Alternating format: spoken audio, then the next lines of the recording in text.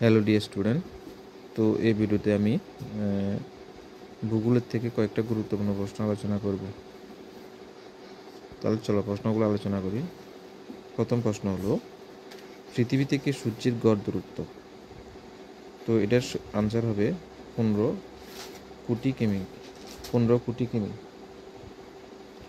এরপর প্রশ্নটি হলো, বুধ গ্রহের নির্দিষ্ট কক্ষপথে সূর্যকে একবার প্রদক্ষিণ করতে সময় লাগে। বুধ গ্রহের নির্দিষ্ট কক্ষপথে সূর্যকে একবার পরিক্রম করতে সময় লাগে কতদিন? 88 দিন। অর্থাৎ বুধ গ্রহ পৃথিবীকে একবার অতিক্রম করতে তার সময় লাগে 88 দিন। এরপর প্রশ্নটি হলো, মঙ্গল গ্রহের উপগ্রহ আছে। আচ্ছা, মঙ্গল গ্রহে কয়টি উপগ্রহ আছে? 2টি উপগ্রহ আছে। মঙ্গল গ্রহে 2টি উপগ্রহ আছে। এরপর প্রশ্নটি হলো, আচ্ছা এখানে নিজস্ব আলো আছে কার? গ্রহের, উপগ্রহের, নক্ষত্রের না রকেটের? এটা সঠিক আনসার হবে নক্ষত্রের। এরপরে প্রশ্নটি হলো, ইউরেনাসের উপগ্রহের সংখ্যা। ইউরেনাসের উপগ্রহের সংখ্যা হলো 27টি। এরপরের প্রশ্নটি হলো, পৃথিবীর যমজ গ্রহ কাকে বলা হয়? তাহলে এটা সঠিক আনসার হবে শুক্রকে পৃথিবীর যমজ গ্রহ বলা হয়। এরপরে প্রশ্নটি হলো, সৌরজগতে আয়তনের দিক থেকে পৃথিবীর স্থান হলো পঞ্চম। তাহলে সৌরজগতে আয়তনের দিক থেকে পৃথিবীর স্থান কত বা পজিশন কত? এটার সঠিক আনসার হলো পঞ্চম।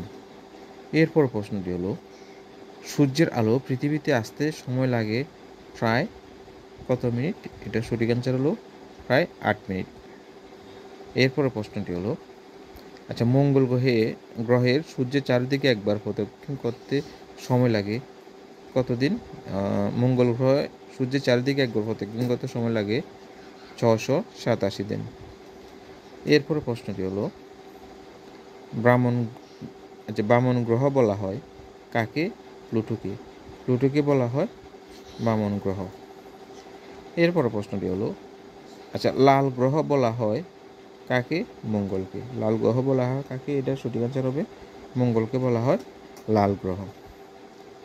এরপরে প্রশ্নটি হলো, সূর্যের নিকটতম তৃতীয় গ্রহটির না হলো কোনটি?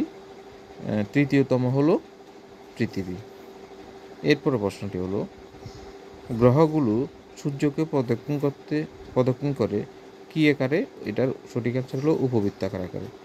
অর্থাৎ উপবৃত্তাকার আকারে গ্রহগুলো সূর্যকে প্রদক্ষিণ করে। এরপরে প্রশ্নটি হলো, ধ্রুব তারা নির্দেশ করে উত্তর দিক। অর্থাৎ কোন দিকটাকে নির্দেশ করে ধ্রুব তারা? উত্তর দিকটাকে। এরপরে প্রশ্নটি হলো, গ্রহাণুপুঞ্জ যে 2টি গ্রহের কক্ষপথের মধ্যে দেখা যায় সেগুলো হলো কি? মঙ্গল ও বৃহস্পতি। অর্থাৎ মঙ্গল ও বৃহস্পতির মধ্যে গ্রহাণুপুঞ্জ দেখা যায়। তো এই ছিল আজকের আলোচনা। ভিডিওটি কেমন হয়েছে অবশ্যই কমেন্টে জানাবে। আর যদি ভালো লাগে অবশ্যই চ্যানেলটি সাবস্ক্রাইব করবে এবং সবার মাঝে শেয়ার করবে। ভিডিওটি দেখার জন্য অনেক ধন্যবাদ।